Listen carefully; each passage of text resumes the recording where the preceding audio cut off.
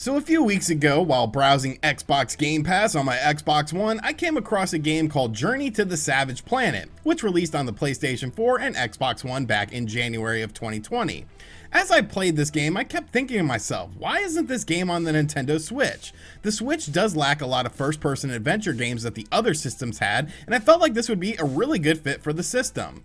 Well, lo and behold, on May 21st, Journey to the Savage Planet randomly dropped on the Nintendo Switch eShop. We talked about it in a vid, and I threw out a view challenge that if the video got enough views in a set amount of time, I'd snag the Switch version and review it, and you guys absolutely crushed it, so here we are. What's up guys, I'm RGT85. If this is your first time on the channel, be sure to hit that subscribe button, but without any further ado, let's jump into Journey to the Savage Planet for the Nintendo Switch and see if this is a game you should want to check out. The story of Journey to the Savage Planet has you playing as an astronaut from Kindred Aerospace, which prides itself on being the fourth best interstellar exploration company. You are sent to a planet called Area 26 to see if it is suitable for humans to live on. Once you arrive on the planet, you see that there are other life forms on this planet as well, and thus your adventure begins. The story portion of the game is pretty light, but there are additional ways to get more from the story if you want it. Inside of your space capsule, which is known as the Javelin, you have a computer in which you receive emails and multiple monitors that display videos that flesh things out a bit more. The things that play on the monitor are going to be very hit or miss for some people, but it's sort of one of the bases of the game. It's very slapstick in terms of humor. Poop jokes, cringy acting, and witty one-liners are sprinkled throughout your adventure, and while personally I enjoyed it, I could see some people potentially not digging the humor too much. But like I said, the story isn't really the main focus of the game, it's more of the gameplay, which is where Journey to the Savage Planet really shines in my opinion. Once you leave your Javelin, you are given tasks, with the main goal to explore as much of the planet as you can. The game is essentially a first-person perspective Metroidvania style game. At the start of the game, you have pretty much nothing, and you must explore the planet in order to acquire different technology and resources in order to continually improve your equipment. Different alien life forms are on this planet, and each one drops a different type of resource that is then used to do new upgrades for your character. Some upgrades are optional, such as increased reload speed and capacity on your weapon, but a few are tied into the story, which is what keeps the game progressing. In order to get further into the planet, you have to upgrade your suit in order to do things like a double jump, a higher overall jump, a grappling hook, and so on. This of course means that areas you passed earlier in the game will have areas that you quite can't reach at a certain time, meaning you have to do some backtracking, but really only if you want to. Additional upgrades include little orange blobs that you can find on the map, and eating a set number of these will increase your life and your stamina meter. Area 26 is a pretty huge place, but thankfully you'll find teleportation devices throughout the game. These devices will take you to any other teleportation device you have previously found, or take you right back to the Javelin. Now it should come as no surprise, but platforming is a large majority of this game. It starts out easy enough since the core upgrades you get are story driven, but the game actually gets pretty complex in the way platforming works, and really I like it for that. You constantly have an indicator showing where your main mission and a side mission as well should you choose to keep it up, but sometimes figuring out how to get there is a puzzle in and of itself. Now although a good portion of the game revolves around the platforming as you have seen in the footage, there is also combat as well. In your right hand you have a gun, which like I said you can upgrade along on your journey, and in your left hand you have different items to use.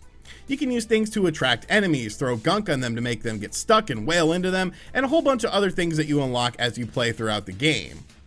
Most areas you visit, the creatures are a bit docile, so you can just choose to kill them, but some areas have more aggressive enemies that will strike first.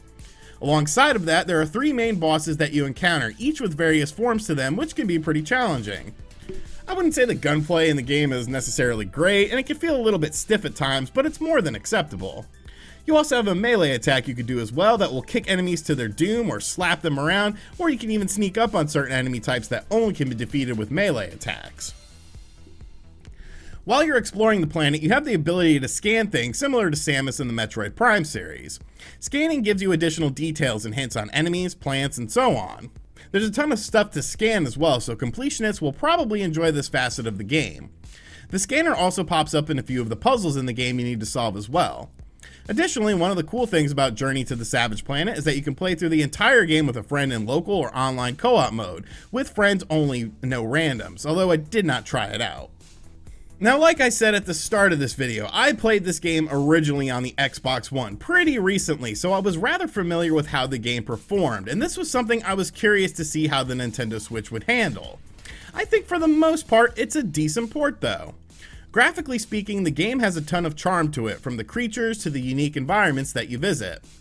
There's a wide variety of terrain you go across, ranging from snowy areas, more jungly areas, deep caves, and much more.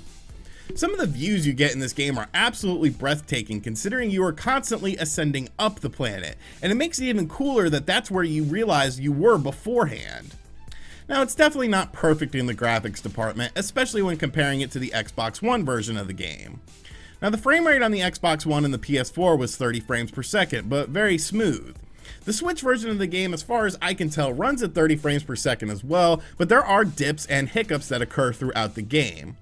It's nowhere near as bad as something like Bloodstained was on the Nintendo Switch, which was also published by 505 Games, who published this game, with the game dipping into single-digit frame rates at times and impacting the game heavily, but it definitely is noticeable at times.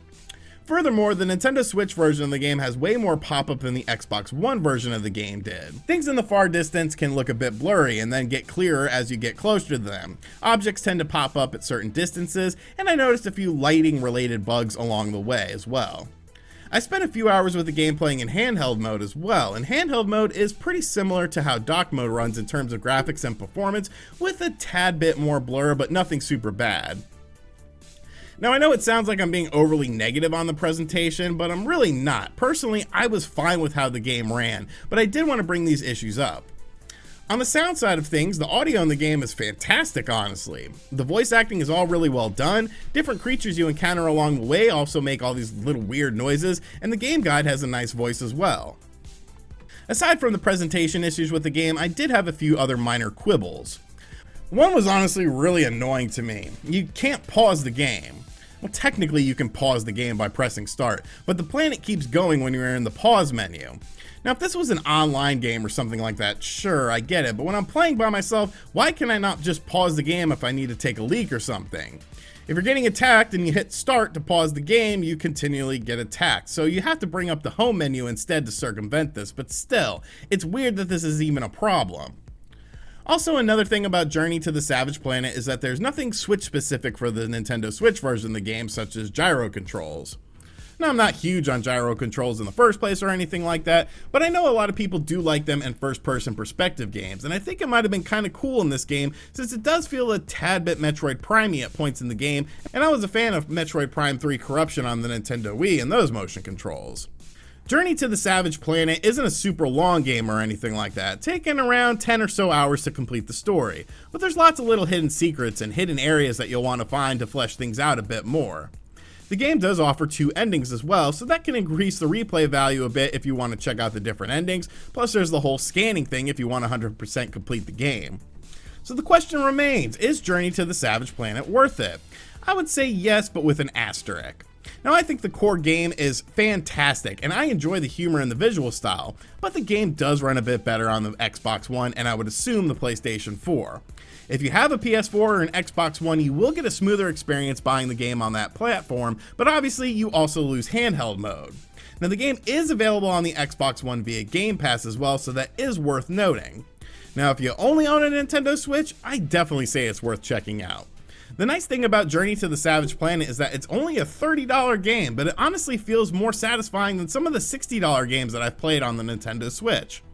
The writing is funny, if a tad bit lowbrow, the planet itself is very unique, and the first-person platforming is actually super fun and very satisfying. I'm pretty happy that you guys met the view challenge on the video the other day and made me buy the game for the Nintendo Switch.